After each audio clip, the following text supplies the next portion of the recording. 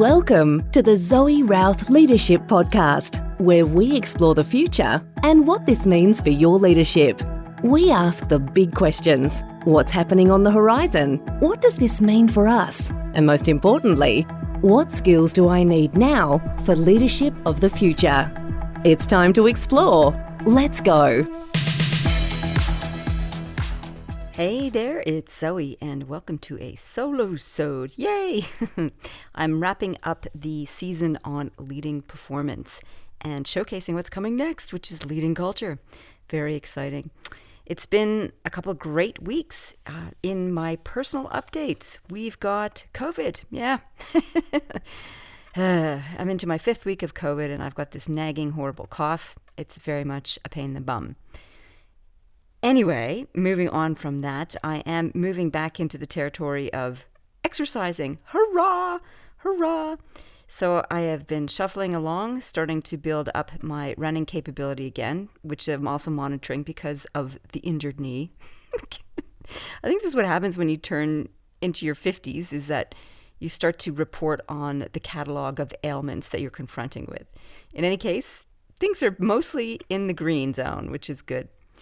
Further to my commitment to new habits, I'm doing pretty well, actually. No emails before 9. I've pretty much managed to sustain. And what I do instead of reading emails in the morning, where I'm tempted to, is I sometimes read the news, which isn't that great, actually. That's not so good. Read a book. Read a useful book that is going to enlighten me or uplift me. And that is way more rewarding.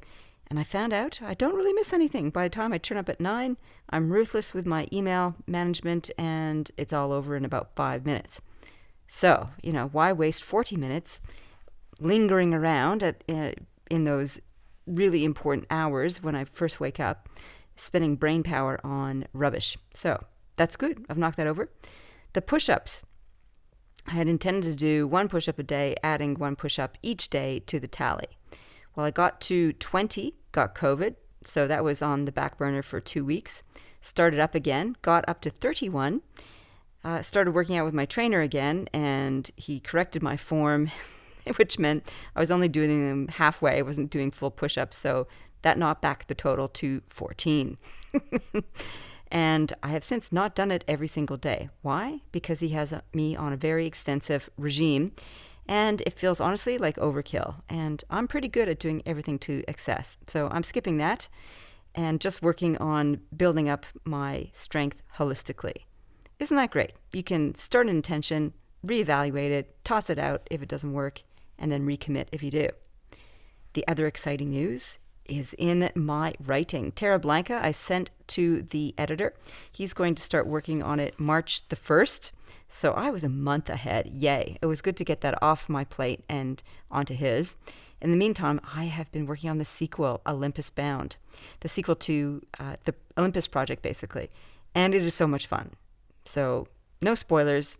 It's all about being on the moon. And it is so much fun. So that's underway. My objective is to finish the draft by June and then go through the editing process to produce it by October or November.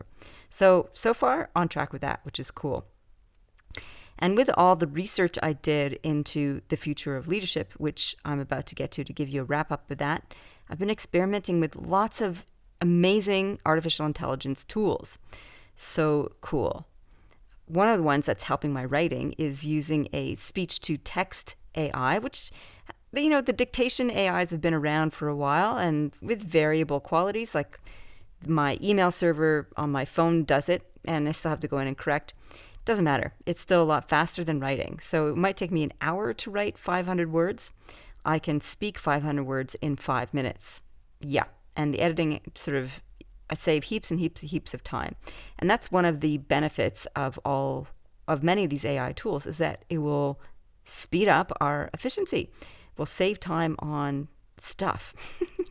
Anything from drafting emails to creating slides, which leads me to, first of all, to mention Otter AI, Dotter.ai, which is an app that does speech to text, and you can have it going in a meeting, you have it going in Zoom, and it just translates all of your spoken word into text that you can edit and produce reports or do meeting notes. yay. In my case, I dictate the text of the novel in chapter by chapter. And so yesterday I cranked out about 2,000 words in, 45 minutes. So normally 2,000 words would take most of the day to write with my fingers. So that is an enormous saving of time. Now, I haven't actually gone through it and fixed up all the mistakes. For example, for some reason it translated Jonas into John. Very bad mistake. So there's all that to clean up, but it's still pretty fast. And any writer will tell you that the hardest part of writing is getting the first bunch of words barfed up on the page. And then you can go to town with your writing skills to finesse it, which is what I'm going to do next. The other extremely cool AI tool that I've been playing with is Pictory.ai. Pictory, Pictory. This is text to video. That's right. You write some words and they will produce a video for you. So you might take a blog article, put it into their system, and they'll come back with a pretty high quality video, which it's got royalty-free music, royalty-free visuals, and you can piece it together. You have so many different editing options in there.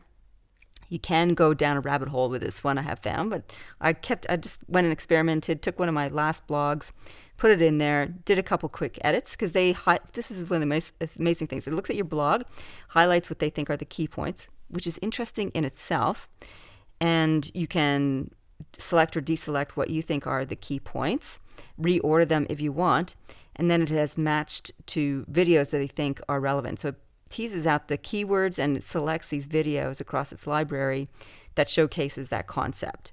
And you can pick different themes if you want like lighthearted, or you want serious, or you want business context. It's amazing. And then you can also select the music. You can choose to narrate it yourself, or in this case, I chose to have an AI narrator. They don't have any Australian accents, so you have to choose. Yeah. So there was American female, American male, and a whole bunch of other ones, but no Australians, which is disappointing. But there you go. It's just starting out, and produced a pretty high quality video in about half an hour. I'm sure it could get faster once you get familiar with the tool, but that's really cool. Pictory.ai. So if you're creative, this can either make you feel terrified or get you really super excited. I think you should be excited because these will unleash your creativity. There's going to be so much you can do more quickly for more clients by using these tools. So get on over to Pictory.ai and Otter AI. And of course, the text to image services I've been playing around with, which you may have been playing around with too, are Midjourney and DALL-E 2. Now, DALL-E 2 has a much better user interface, so it's much easier just to plug in what you want to generate, and it comes back with images. Midjourney is a pain in the bum. It uses Discord as a server where it plugs in its bot, and every other Midjourney person is on there experimenting as well. So when you put in your text prompt, you have to wait in a big, massive, almost like stream of consciousness for everybody else's images to get generated and track through to find your own. So it's a pain in the bum to do that. And it's beautiful. So the images that they generate are spectacular, and I used a lot of them in my event, The Future of Leadership, last week. And got lots of comments on how beautiful the images were. I'm like, yes, and I am not an artist. All I did was text prompt and then did a few tweaks using their software. Amazing. Yes, there are absolutely some ethical challenges with much of this software. You might have heard of some of the protests and lawsuits going around about artists suing Midjourney, DALL-E 2. I think they're suing DALL-E 2 for using their art as a way to train the bots without their permission. So where is the trailing commission fee? How do they get compensated? And I think these are really important ethical questions, and I have no doubt we're going to sort this out fairly shortly. And there's no holding it back. This is too powerful a tool. These tools are too powerful in order to just say, no, we're not going to do this. And yet we need to find ways to make sure that artists are compensated for their original work. In the future, I think all of us will be riding shotgun with our AI partners, or our AI partners will be riding shotgun to us driving the car. That's probably the better analogy. So we're going to have AI assistants in a lot of our different work. And those are just the creative ones I've spoken about. Of course, there's also ChatGPT 3, which I've been playing with. Also, until the server got too busy because it got too popular.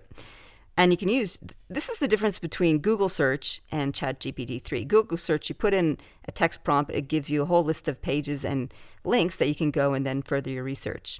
The difference with the ChatGPT-3 AI is that it synthesizes all the things that are searched for and summarizes it in a useful way. It doesn't have links. Some of the other AIs that are similar do have links, so you can have it look where what documents they use to source what they cough up back to you. And so you can say, please tell me as I did, what are the skills needed for the future of leadership? And there was a full document there. I'm like, whoa. What I wanted, which I didn't have, was links to the sources of where they got that information, so I could credit anybody as opposed to taking some of that information and using it in my own work. So that's not there yet. I suspect it may well come. So that's one powerful aspect of ChatGPT-3. The other really important aspect of it is that it's conversational, which means once you have that first search result, you can continue to converse with the AI to tweak the content, and it remembers everything that it came up with before. Now you can compare this to Siri. Hey Siri, can you look up such and such? And Siri will produce a result for you. And you don't necessarily have an ongoing conversation. Siri won't remember all the things that you covered. It's like you have to generate a new search question all the time. This really is like having a conversation with a human. And there was some interesting articles I saw in the New York Times about a reporter who had an extensive conversation with ChatGPT-3, and it went weird. It went really weird.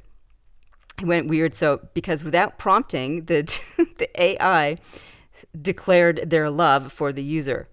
And every time the user tried to deflect that and say, how can you love me? You've only just met me. You don't know anything about me. He says, I know that you were interested in me and that you're supportive of me, and that's what people do when they're in love. Like, it got weird. So there's some weird stuff that can happen with conversational AI. I see these as bugs to be fixed up. And there's lots and lots of safeguards that need to be put in there, and you got to be wondering, what about bad actors? How might they be using it? Most of you listening are not bad actors, so I trust you that you're going to be ethical in your use of AI. So that's all the fun artificial intelligence, new tech that I've been playing with. And we spoke a lot about that in the future of leadership. So the wrap up from the future of leadership, and I'm running a free webinar on this on March the 7th. So if you go to my website, actually it won't be on the website. It's for people who missed out on the main event. If you want to be part of it, just email me, zoe@zoerouth.com. If you miss the deadline and you're listening to this show after that's passed, email me anyway. I can send you the recording. I'm happy for you to have that. So just write in Future of Leadership webinar wrap up, and I can send the link to you. Or join us on March the 7th. So the wrap up is basically in all the research looking at the mega trends, the macro trends, the meta trends, the big ones. Summary of all that is we are moving, if we visualize it and we envision it and we make choices towards it, towards an abundant, equitable, and regenerative world. That is a world I am very happy to be part of and to steer my ship towards. Basically, what does that mean? Abundant, equitable, and regenerative. It means, as a result of our leadership actions, that there'll be more for all of us, that all of us benefit, and we are living on a healthy planet for generations to come. That is the future I'm committing to. That's the future I'm committing my leadership work to. What is going to enable that? I think the three main technologies that, when they overlap, are going to enable a lot of this. One is energy. The access to cheap, renewable energy is going to get better and better.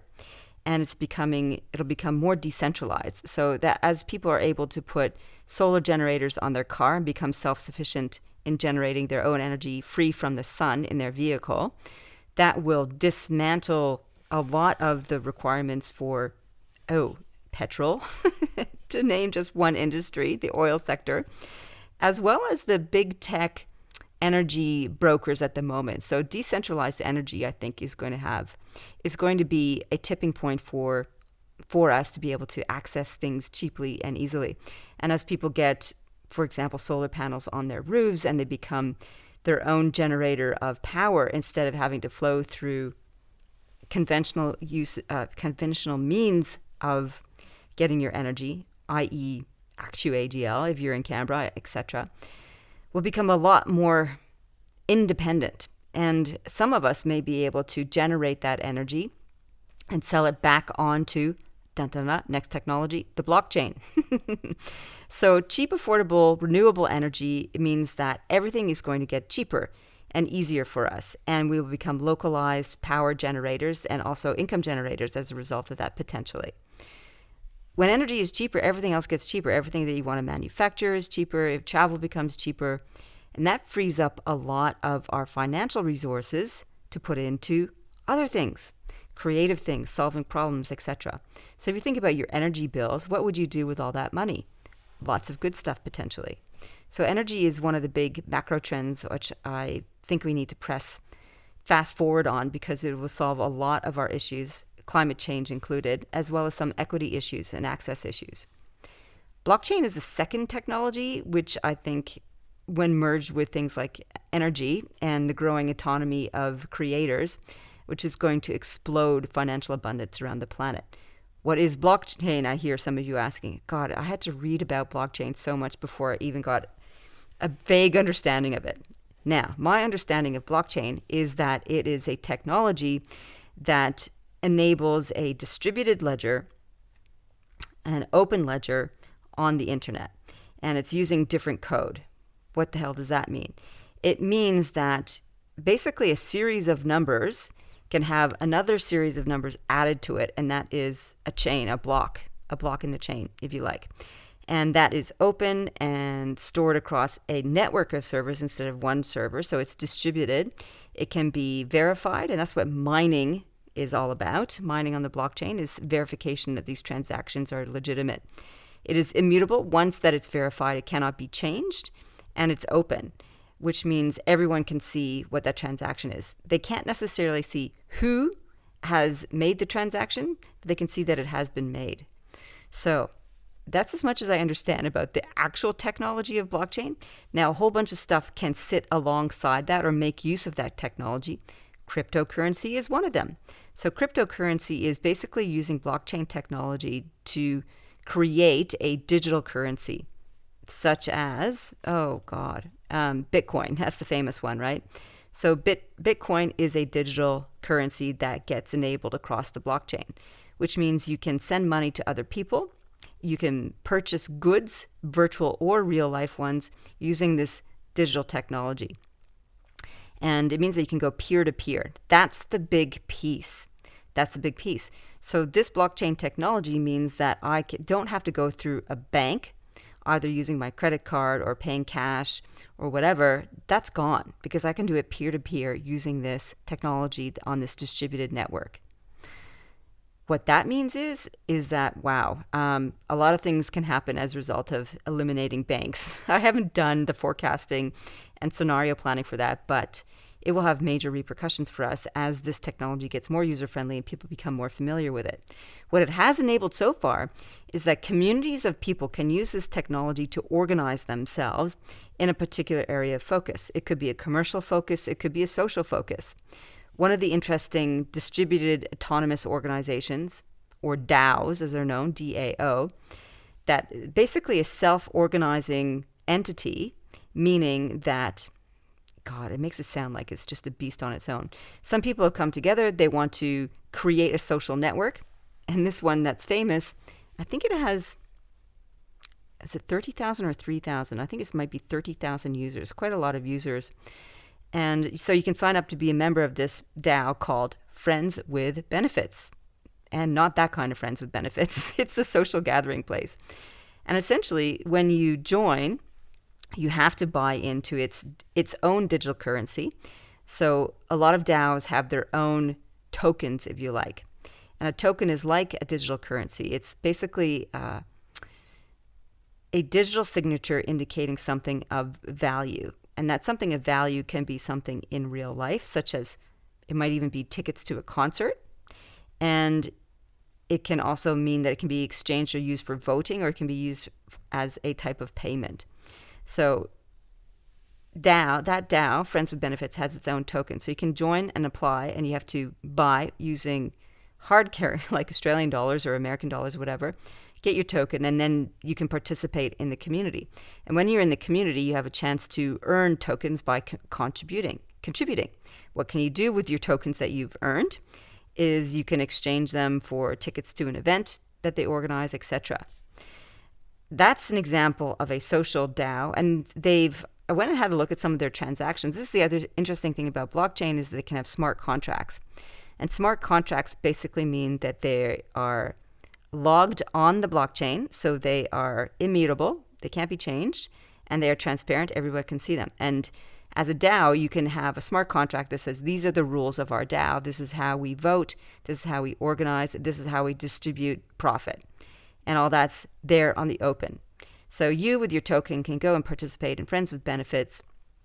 And there were some discussions or some recordings of the decisions using the methodology as outlined in the DAO smart contract of how to vote on things. And they were organizing an event, and they were going to charge this much to generate this much profit. And people voted with their tokens, and it was agreed upon. And so that initiative was launched. So cool. That's what I mean by they call self-organizing. I'm like, it's still being driven by humans behind the scene.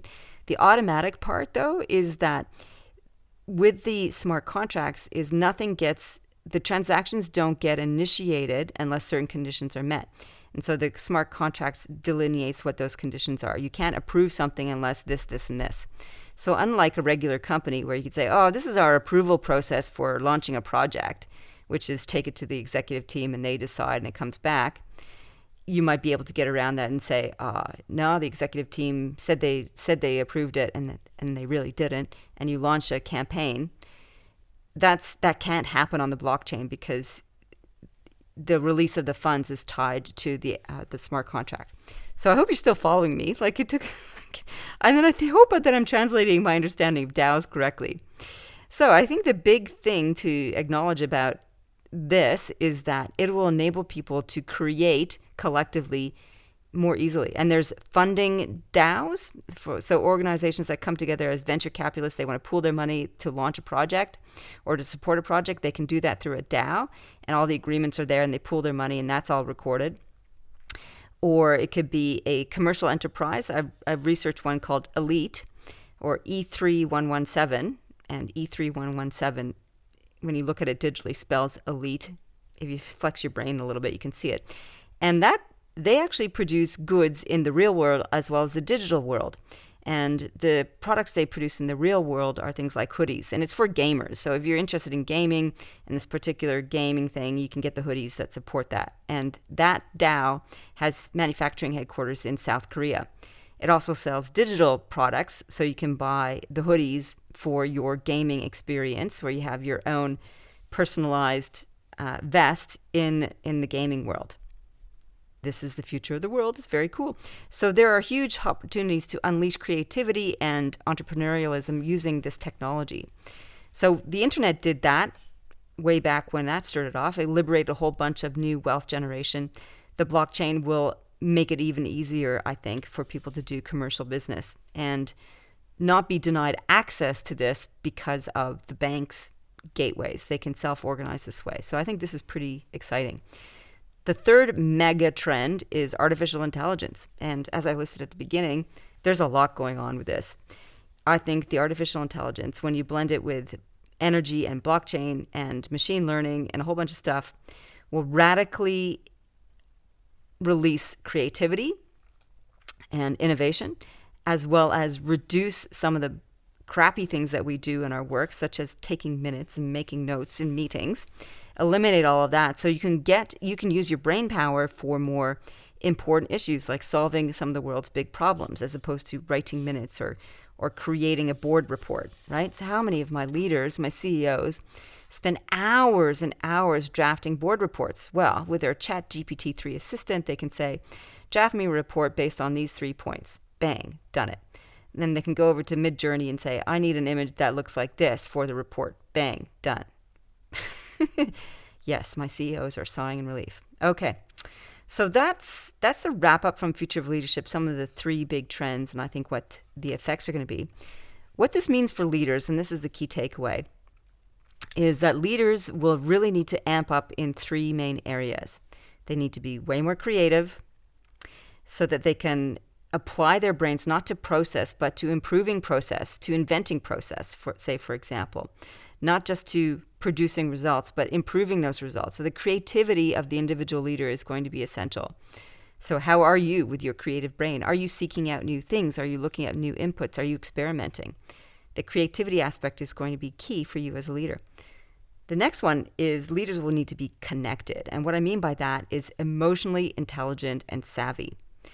We need to master ourselves first so that we don't get overwhelmed or distracted by opportunity and threats, because there'll be a lot of that going on in this brave new world. We also need to be able to understand the emotions and map the emotions of the people that we work with, because there'll be a lot going on for them as well. Emotional intelligence and how we relate to others is going to be essential in keeping people together in community, especially in these distributed, decentralized, remote, hybrid working environments. So leaders will need to be very skilled at connecting with individuals either virtually or in person, so that we have that human to human bond, that sense of team collectivity. So building those relationships and connections is going to be super important. And when people do come into the office, to making sure that that is a useful, powerful experience for them, because nobody wants to go into the office when they could be working from home. Well, not nobody. Some people would prefer to work in the office. Where you have a choice and it's more comfortable at home, why would I just pick up my laptop and drive 2 hours into the office when I could skip all that wasted time, money, and energy staying where I am? So I think the whole decisions around hybrid and remote working is still there in the ether. And it's important that leaders don't get lazy around that. Yeah, come back into the office. We've got a great office. Really? Make sure your office is a great place to be. Create it as a place where people can come and feel supported and connected and appreciated, where it's enjoyable, where it's fun, it's creative, it's dynamic, and also has space for deep work if they don't have space for that in their own place. So creativity and being connected are 2 of them. And the third one is being collaborative, because all of these trends are creating more autonomy, more decentralized work. And that means that we are working with people who are going to be less spoon-fed and who are wanting to be more creative and dynamic. And the other thing, too, is because there's so much going on, we cannot rely on the one brain of the leader. We need to reinvent hierarchy. We need to really reinvent our relationship to trust and power. I've spoken about this before on the podcast. I think this is so important that we need to get our heads around. Collectively, this means we need to shift our leadership maturity forward. We need to become more inclusive and dynamic in our understanding of what's going on. We need to be able to see things better and to make better insights, and using our AI friends along the way. The big shift that leaders need to make in order to get there, and I've talked about this as well in the past, is to maximize energy, our own and the team's. Reduce friction. So how can you use some of this AI technology to reduce friction in your processes, and build capability? And that third piece is what leaders are actually slowing down on right now. They're so hesitant because, we've got a recession coming, etc. If you don't start building capability in your people and yourself, you're going to miss out on so much of this opportunity, as well as the threats to mitigate. And this is a big, big, big mistake. So leaders really need to focus on, how am I building capability? What does that actually mean? It means, how can I explore, map, and adapt? Those are the 3 meta skills, I guess, that will grind the gears up and have you flying into later stages of leadership maturity. Explore is curiosity. It's about risk-taking. It's about wanting to lean into the unknown and experiment with that. Mapping is about understanding the dynamics, being able to map systems, being able to map cultures, being able to map possible futures, being able to map and diagnose problems. That's map. Adapt is about growing from that experience and being able to adjust and as you go along. so that we move from resilience, which is like, oh my God, here's a crisis, how do we get through it, to here's a crisis, here's an opportunity, what do we need to learn, how can we change the way what we're doing in order to adjust. Explore, map, adapt. So wherever you can explore, map, adapt in your leadership world, that should be your mantra. Explore, map, adapt. Explore, map, adapt. Say it with me. Explore, map, adapt. All right. Phew. Yes, I am almost coming to the end of this episode. I hope you found it useful and interesting. I would love to hear what AI tools you are using. Jot us a note on the podcast show page. The show page? On the podcast Facebook page. Send me an email, zoe@zoerouth.com. I'd love to hear your questions and what tools you're using. Always open to finding out new stuff. The books that I've been reading I think will be helpful for you. There's 3. There's Justin Bean, What Could Go Right? And he's showing up on the podcast in a couple of weeks as a guest. It's amazing. So a lot of the trends that he synthesized, I adopted in my presentation for Future of Leadership. He gives a really powerful future vision of what's possible. He gives suggestions for reinventing education, prisons, economies, government, etc. So big picture, very cool, very enlightening. Justin Bean, What Could Go Right? More tactical, he would hate me to say that, not more tactical, more brass tacks, is Marty Strong's new book, Be Visionary. And he's going to be on the podcast in a couple months as well. Marty Strong is a retired U.S. Navy SEAL and successful CEO of multiple organizations. And his first book was Be Nimble. It's basically how to use the Navy SEAL mindset to adapt in business. And Be Visionary is about how to look at the future, look at megatrends, and how to storyboard it. I love that aspect of his work, to create and to seize opportunities and to mitigate risks. And it's seasoned and sprinkled with all these great U.S. Navy SEALs tales, which, as you know, I love.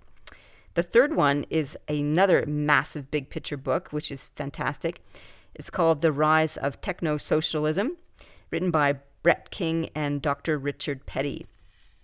I was on Brett King's podcast of his own called The Futurists. Him and Robert Tursek interviewed me, which was awesome. I was so privileged and happy to be on their show, and it's one of the shows that I listen to regularly, The Futurists.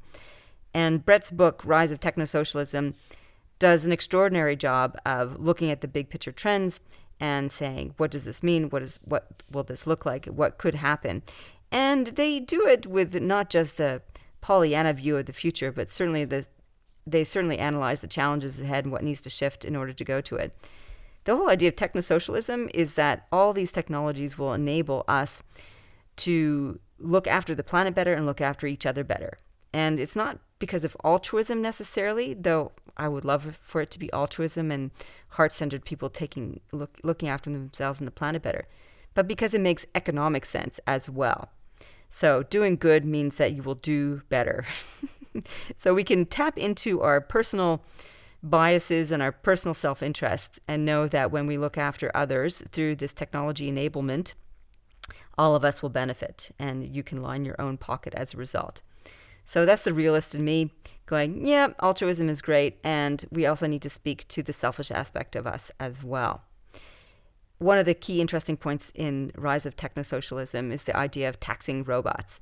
So when automation comes for different industries, as it is coming for many, that we start to tax organizations that adopt robots if they are replacing humans, and use that revenue to implement the universal basic income, which is another radical idea. And they cite a lot of the research and experiments that have done around universal basic income, which basically says that we need to provide for our citizens, and this taxation system, whether you're taxing robots or in other conversations I've had with other experts, you can tax the source of energy that you're producing. So whether it's oil or hydroelectricity or renewables, you tax the source that is a common asset to all the citizens, and you use that taxation to provide a basic income, so to cover off on food and shelter. Not enough so that you are like whining and dining every night, enough to make sure that the basics are covered, so a basic standard of living. People are afraid with the UBI that that people would just sit on their bums and not do anything. It's enough to get by. It's not enough to lead a comfortable, extravagant life. So there will still be an incentive for people to work, not to worry. Plus, people will be excited and creative in terms of how they can contribute and take control of their lives. Having said that, that requires also a lot of support for people who are not feeling like they're autonomous, independent, and self-assured enough to take advantage of these technologies. So we've got a long way to go. And yet, when we're committed to it, this is what we can create. So pretty exciting future ahead. I was so excited to share this with the leaders at Future of Leadership. It was a very energizing day. Lots of really great insights and buzz in the room. So if you want to participate in that, March 7th, I've got a webinar that will cover a lot of the points that we covered and a little bit more, so you can come along there. Just email me and I'll send you the secret link to join us on the day. Or if you missed it all because you're listening later, email me anyway, zoe@zoerouth.com, and ask for the recording. I will have that available for you. So what's coming up next? Dun, dun, dun, dun. We are launching into lead culture. Lead culture is the theme for the next quarter. And really looking at the recordings that I've done of the interviewees, we don't really touch on that specifically. That was a failure on my part. I just got really excited about the future of leadership. And a lot of the guests are all about that. All really amazing guests with lots of great insights. So we're going to have a great time on the podcast. Launching on March 9th is the Amplifiers Academy. The Amplifiers Academy.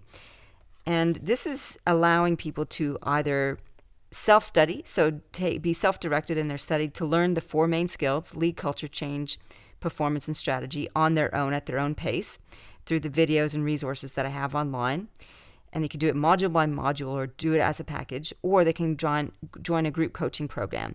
And the group coaching program for the next module kicks off on March 9th on the lead culture module. So that's all coming up. You can go to zoerouth.com, click on programs, click on Amplifiers and Amplifiers Academy, and all the details will be there. So if you want to get into it, get into it. The subtitle for the theme for this quarter is Meta-Modern Leadership. Meta-Modern Leadership basically means advanced leadership maturity. And it's the ability to swim in the soup of uncertainty. That's my summary of it. And that's probably one of the key skills. If I was going to summarize: maximize energy, reduce friction, build capability, explore, map, adapt. It's swimming in the soup of uncertainty. So if you want to learn how to swim in the soup of uncertainty, join us. As always, if you enjoy the show, please rate it, leave us a review. It actually does make a difference to us for other leaders being able to find it. Share the episodes with other people you think would find valuable, or they would find the show valuable. Please share that. And email me, drop me a line, let me know that you're listening. I love hearing from listeners. It makes it more of a conversation, and I get to find out what's resonating, what's helpful. In the meantime, live well, lead well. You've been listening to the Zoe Routh Leadership Podcast. To find out more about leadership of the future, or to contact Zoe, go to zoerouth.com.